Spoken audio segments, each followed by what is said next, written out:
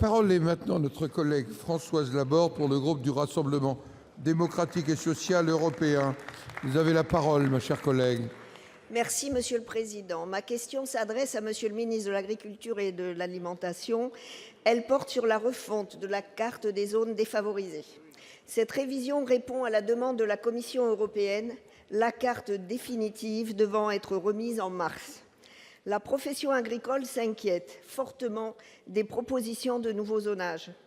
À lui seul, mon département représente 40% des communes non classées de la région Occitanie, alors qu'en termes de revenus agricoles, il est classé 80e au rang national, donc sur 93, et possède un potentiel agronomique parmi les plus faibles. Ces zones défavorisées ne sont pas juste dessinées sur une carte pour Bruxelles. Elles représentent une réalité physique, économique, sociale et surtout humaine.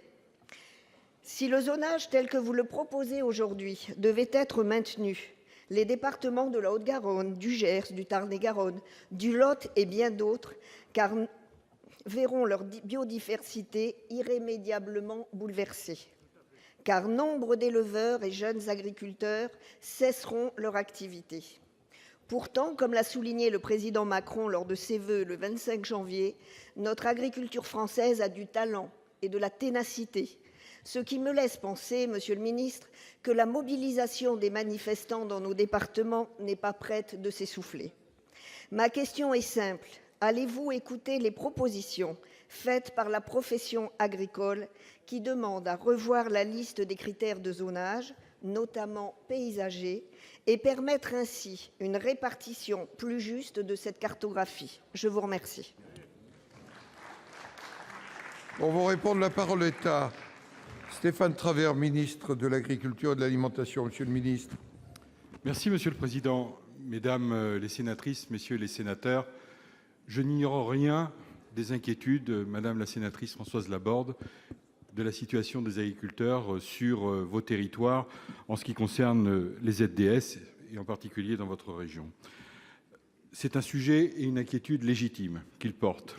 Et ce dont on parle, c'est d'un zonage qui aujourd'hui a plus de 40 ans d'existence et qui n'a jamais été revu. Et nous avons un débat sur sa pertinence aujourd'hui, sur son efficacité en pleine et qui a démarré au niveau européen en 2002.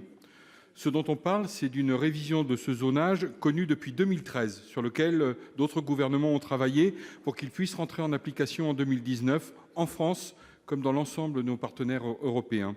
Ce dont on parle, ce sont aussi des contraintes réglementaires et budgétaires au niveau européen qui font qu'il n'y a aucune part d'arbitraire possible pour intégrer ou exclure tel ou tel territoire, pas plus qu'il y en a aujourd'hui pour repousser les échéances.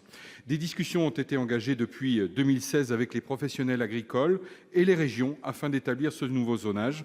À l'heure où je vous parle, Madame la sénatrice, ces discussions se poursuivent avec l'appui de l'ensemble des services du ministère.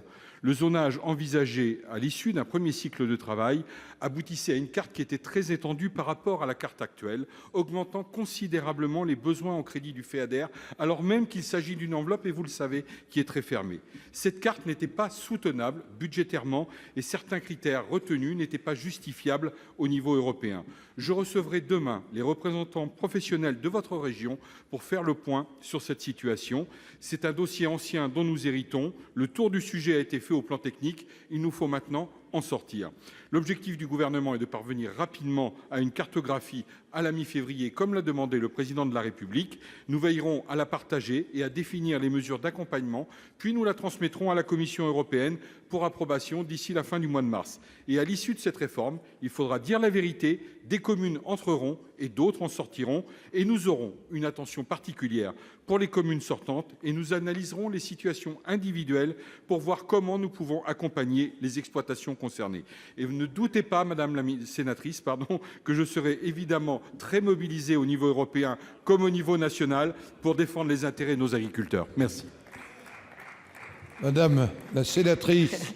Merci, Monsieur le Président. Merci, Monsieur le ministre. Juste pour insister sur le fait qu'il y a de la technique et de l'humain. Je vous remercie.